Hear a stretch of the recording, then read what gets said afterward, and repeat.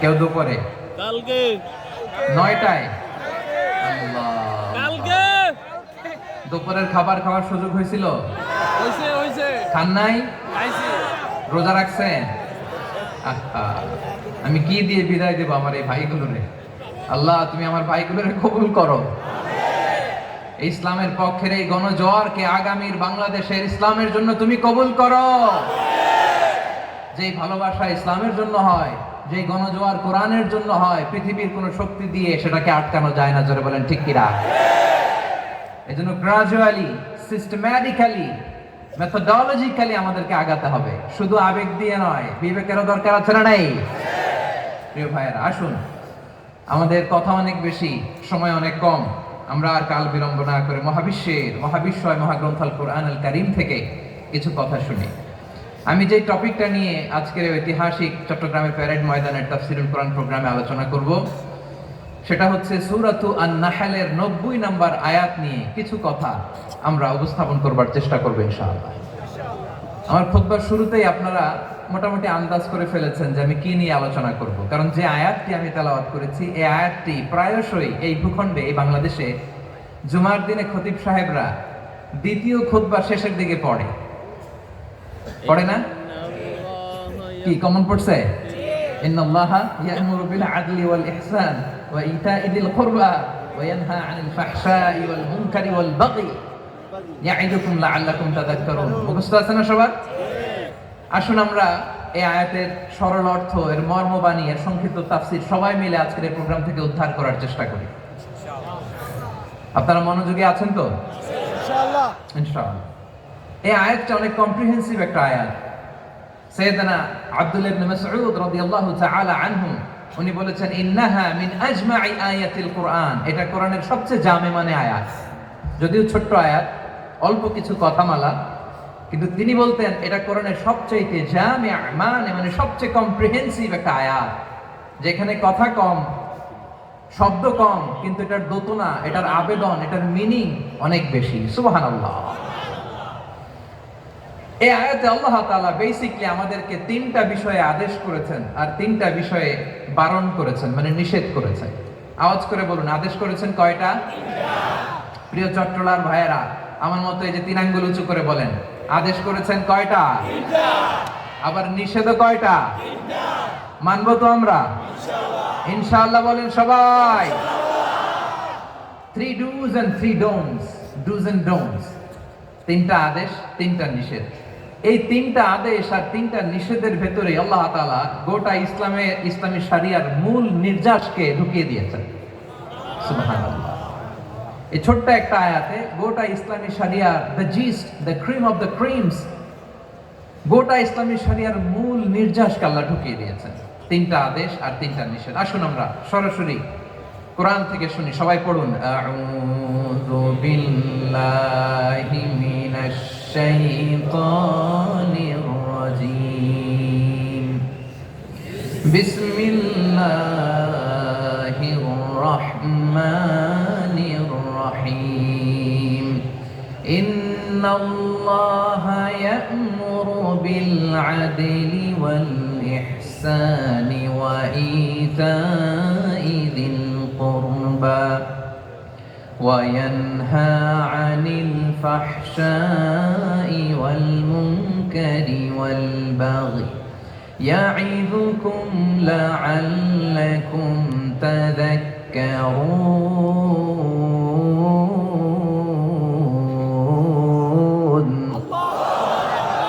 আল্লাহ তাআলা ইরশাদ করছেন, ইন্নাল্লাহা ইয়া'মুরু বিল আদলি ওয়াল ইহসান। নিশ্চয় আল্লাহ তাআলা তোমাদেরকে ন্যায় বিচারের আদেশ দেন, সদাচরণের আদেশ দেন, নিকট আত্মীয়দেরকে দানের আদেশ দেন। আদেশ কয়টা? আওয়াজ করে সবাই বলুন তো কয়টা? নিশ্চয় আল্লাহ তাআলা তোমাদেরকে ন্যায় বিচারের আদেশ দেন, সদাচরণের আদেশ দেন, তিনি তোমাদের নিকট আত্মীয়দেরকে দানের আদেশ দেন, আর তিনি তোমাদেরকে অশ্লীলতা থেকে নিষেধ করেন, মন্দ কাজ থেকে নিষেধ করেন, অবাধ্যতা সীমা লঙ্ঘন থেকে নিষেধ করেন। তিনি তোমাদেরকে উপদেশ দেন যাতে তোমরা শিক্ষা গ্রহণ করো। সুবহানাল্লাহ। উপদেশ দিচ্ছে স্বয়ংকে তিনটা জিনিসের আদেশ। ইয়ামুরু বিল আদল, সুবিচার ন্যায় বিচারের আদেশ তিনি দেন। ইহসানের আদেশ দেন, যাতে আমরা ইহসান করি, একে অপরের প্রতি সুবিচার করি, মহানুভবতা দেখাই, অনুগ্রহ দেখাই, আর নিকট আত্মীয়দেরকে যেন আমরা দান করি। এই তিনটা আদেশ তিনি দিয়েছেন। আর কোন তিনটা জিনিস থেকে তিনি বারণ করেছেন? অশ্লীলতা, ফাহশা, মুনকার, মানে সব মন্দ আর অসৎ কাজ, এগুলো থেকে তিনি আমাদেরকে বারণ করেন। ওয়াল বাগি, অবাধ্যতা, সীমা লঙ্ঘন, এই তিনটা কাজ থেকে তিনি আমাদেরকে বারণ করেন। তিনি আমাদেরকে উপদেশ দেন, স্বয়ং আল্লাহ তাআলা আমাদেরকে উপদেশ দেন, যাতে করে আমরা শিক্ষা গ্রহণ করি। সুবহানাল্লাহ পড়ে। তাহলে আসুন আমরা ধরে ধরে একটা একটা করে সামনের দিকে আগাই। আল্লাহ তাআলা প্রথমে আমাদেরকে আদেশ দিয়েছেন আদালের। ইন্নাল্লাহা ইয়া'মুরু বিল আদল। আওয়াজ করে বলুন আল আদাল। সবাই পড়ুন আল আদাল। আমরা উর্দু জানি, হিন্দি জানি, অনেকে ইংরেজিও জানি, কিন্তু আরবি শব্দগুলো আমাদের মুখ দিয়ে বেরোতে চায় না। আওয়াজ করে বলুন আল আদাল। মাশাআল্লাহ। ইন্নাল্লাহা ইয়া'মুরু বিল আদল। আল্লাহ তাআলা আমাদেরকে আদলের আদেশ দেন। আদল অনেকে না বুঝলেও আদালত শব্দটা বুঝবেন। আদালত, আদালত, আদালত বুঝেন না? যেখানে বিচার কার্যের ফয়সালা করা হয়, কোর্ট কাছারি আদালত, এটা তো ভেরি কমন। এটা শুনছেন না সবাই? আদালত, যেখানে ন্যায় বিচার হবে, সুশাসন হবে। কিন্তু ভাগ্যের কি নির্মম পরিহাস, ওখান থেকে মিথ্যা সাক্ষী দিয়ে মনমতো রায় দিয়ে দেয়া হয়। এগুলোর পরিবর্তন হওয়ার দরকার আছে না নাই?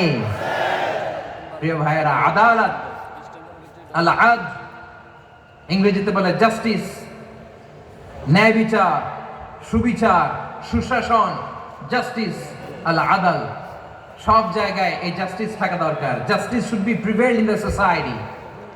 The mission of all prophet was to uphold the justice. সব নবীর মিশন ছিল এই জাস্টিসকে, আদালকে, সুশাসন আর সুবিচারকে নিশ্চিত করা। পড়েন সুবহানাল্লাহ। And the core message of every divine scripture was to uphold justice. পৃথিবীর সব আসমানি কিতাবের মূল শিক্ষা ছিল এই জাস্টিসকে সমাজে এনশিওর করা, সুবিচার, সুশাসনকে এনশিওর করা। তাহলে প্রিয় ভাইরা, আমরা বুঝতে পারলাম আল আদল শব্দের মানে হচ্ছে ইনসাফ বা সুবিচার বা ন্যায় বিচার। এটা হচ্ছে একটা general meaning, very general meaning. আপনি যদি ইন ডেপথ বুঝতে চান, আরো ভেতরে যান, তাহলে আদল মানে হচ্ছে সমন্বয়, আদল মানে হচ্ছে ভারসাম্য, ব্যালেন্স। আদল মানে হচ্ছে মধ্যম পন্থা। সুবহানাল্লাহ পড়ে। কারণ সব সময় সমান সমান হইলেই সুবিচার হয় না। কথা কি বুঝতেছেন? ইসলামের দ্য কনসেপ্ট অফ আদল, এটা এমন আদল, এটা সব সময় সমান সমান নয়। যখন সমান সমান দেয়া দরকার, ইসলাম সমান সমান দেয়। যখন ব্যালেন্স করা দরকার, চেক এন্ড ব্যালেন্স, সমন্বয়, ভারসাম্য করা দরকার, তখন ইসলাম ভারসাম্য করে দেয়। এটার নাম আদল। সুবহানাল্লাহ। সহজ করে আপনাদেরকে বুঝাই। যেমন ধরুন, একটা পরিবারের 3 জন সদস্য, স্বামী, স্ত্রী আর সন্তান। তাদের সকালবেলার ব্রেকফাস্টে স্বামীর, সকালের নাস্তায় স্বামীর 3টা রুটি লাগে, স্ত্রীর 2টা লাগে, আর সন্তানের 1টা রুটি লাগে। এখন আমি যদি সমান সমান করে আদল করতে চাই, সবাইকে যদি 3টা করে রুটি দেই, তাহলে স্বামী বেচারার জন্য ঠিক আছে, কি বলেন? কথা কি বুঝতেছেন না কষ্ট হয়ে যাচ্ছে?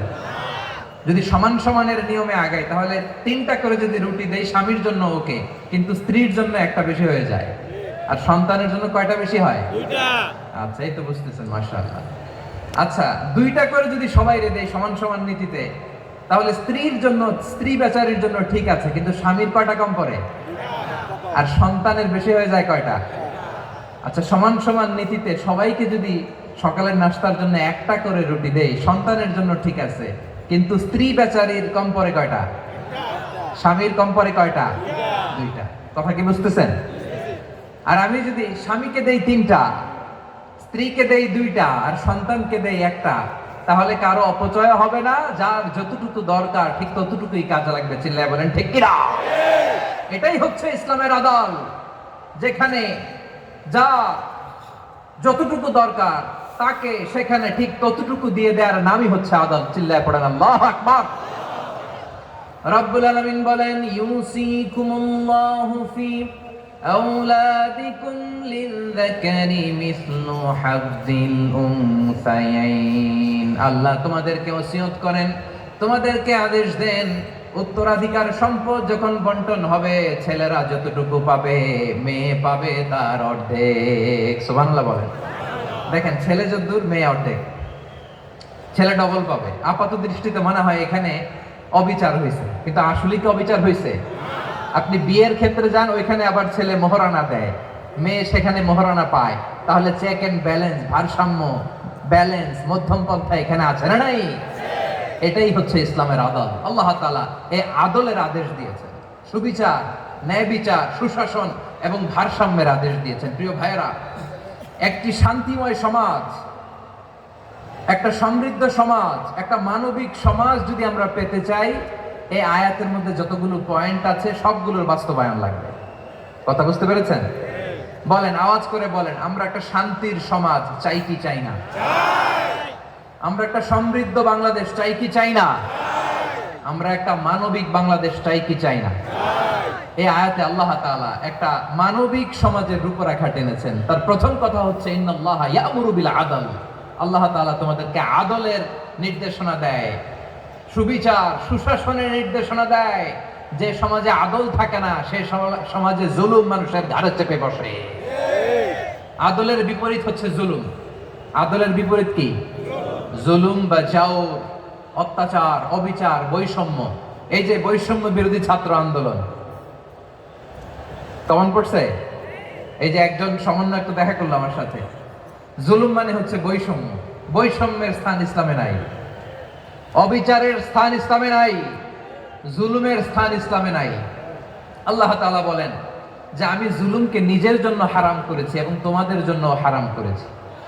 বিশ্বনবী ফরমান, আল্লাহ তাআলা বলেন হাদিসে কুদসিতে, ইয়া ইবাদি ইন্নী হারামতু যুলমা আলা নাফসি ওয়া জাআলতুহু বাইনাকুম মুহাররামান ফালা তাযালামু। আমার গোলামেরা শোনো, নিশ্চয় আমি আল্লাহ তাআলা জুলুমকে আমি আমার উপরে হারাম করেছি, অনুরূপভাবে জুলুম করাকে তোমাদের উপরেও হারাম করেছি। ফলে ফালা তাযালামু, তোমরা একে অপরের সাথে জুলুম করো না। নির্দেশনাটা কার? খবরদার, জুলুমের সাথে আমাদের কোনো সম্পর্ক নাই। আল্লাহ তাআলা আদলের আদেশ দিয়েছেন, আদালতের আদেশ দিয়েছেন, সুশাসনের, ন্যায় বিচারের আদেশ দিয়েছেন। ইন্নাল্লাহা ইয়ামুরু বিল আদল। আমাদেরকে আদল প্রতিষ্ঠা করতে হবে। জুলুমের সাথে ইসলামের কোনো সম্পর্ক নাই।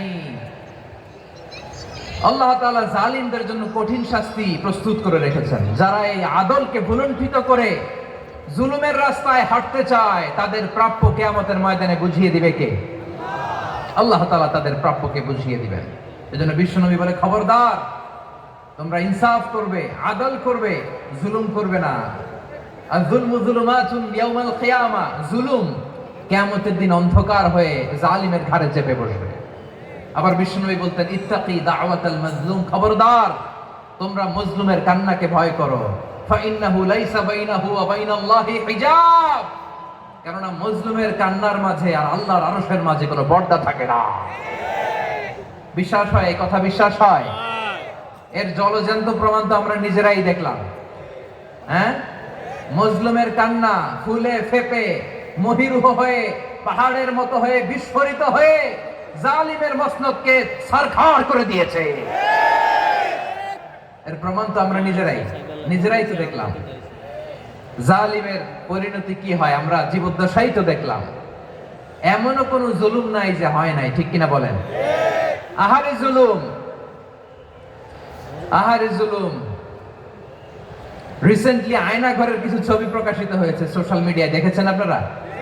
হ্যাঁ, ছোট্ট একটা জায়গা, স্বাধীন মানুষকে প্রাণীর মতো, পাখির মতো খাঁচায় বন্দি করে রেখেছে। কখন দিন কখন রাত কিচ্ছু জানে না, কখন দিন কখন রাত কিছু জানে না। বছরের পর বছর কেটে গিয়েছে। এক্সট্রা জুডিশিয়াল কিলিং এর কোনো হিসাব নাই, বিচার বহির্ভূত হত্যা, এনফোর্স ডিসঅ্যাপিয়ারেন্স, গুম, যেটা সবচাইতে বড় মানবতা বিরোধী অপরাধ। কত মানুষ যে গুম হয়েছে তার কোনো ইয়ত্তা নাই। যেই ফ্যামিলির সদস্য গুম হয়েছে তারা কি ওই লোকটার জন্য মাগফিরাতের দোয়া করবে নাকি সুস্বাস্থ্যের দোয়া করবে তারা নিজেরাও জানতো না, কারণ জানে না ও বেঁচে আছে না মরে গেছে। আহা, বিডিআর নওজওয়ানদের যারা ছাড়া পেল দেখলাম বিনা অপরাধে, কোনো অন্যায় ছাড়া অপরাধ ছাড়া তাদের জীবন থেকে, তাদের তারুণ্যের, তাদের যৌবনের 15 বছর 16 বছর 17 বছর নাই, 6 মাস বয়সের ছোট বাচ্চাকে রেখে জেলে গেছে। 6 মাসের মেয়ে বেরোয় দেখে মেয়ের বয়স 17 বছর। মেয়ে বাবারে চিনে না, বাবা মেয়েরে চিনে না। মেয়েকে এখন বিয়ে দিয়ে আরেক ছেলের হাতে তুলে দিবে। মেয়ের শৈশব বাবা দেখে নাই, মেয়ের কৈশোর বাবা দেখে নাই, মেয়ের তারুণ্য দেখে নাই। আরেক যুবককে দেখলাম 14 বছরের 14 দিনের সংসার, 2 সপ্তাহের সংসার শেষে জেলে গেছে। কত যুবকের যে স্ত্রী চলে গিয়েছে ফ্যামিলি ছেড়ে, কারণ জানে না তো কবে আসবে, কি হবে, কেউ জানতো না। দাম্পত্য জীবনের মাত্র 14 দিনের স্মৃতি, এই স্মৃতিকে আঁকড়ে ধরে এক বোন 16টা বছর 17টা বছর কাটিয়ে দিয়েছে। আমি নিউজটা দেখে ভাবলাম আমার এই বোনের প্রতিটি দিন কিভাবে কেটেছে, প্রতিটি রাত কিভাবে কেটেছে, প্রতিটি ক্ষণ কিভাবে কেটেছে। বিশ্বনবী বলেছেন, ইত্তাকি দাওয়াতাল মাজলুম ফাইন্না লাইসা বাইনাহু ওয়া বাইনাল্লাহি হিজাব। মাজলুমের কান্নাকে ভয় করো, কারণ মাজলুমের কান্না আর আল্লাহর মাঝে কোনো পর্দা থাকে না। আমরা আর এরকম কোন জুলুম বাংলাদেশে দেখতে চাই না, জোরে বলেন ঠিক কিনা? আর কেউ নতুন করে জালিম হোক আপনারা চান? আবার নতুন করে কেউ ফ্যাসিস্ট হোক আপনারা চান? এক দল আরেক দলকে নিশ্চিহ্ন করার রাজনীতিতে মেতে উঠুক এটা আপনারা চান? আমরা বাংলাদেশকে আদল দিয়ে সাজাতে চাই। আমরা এই 56,000 বর্গ মাইলের প্রতিটা ইঞ্চি মাটিকে কোরআনের আইন দিয়ে সাজাতে চাই। রাজি আছেন আপনারা? কারা কারা রাজি দেখান হাত তুলে আল্লাহকে।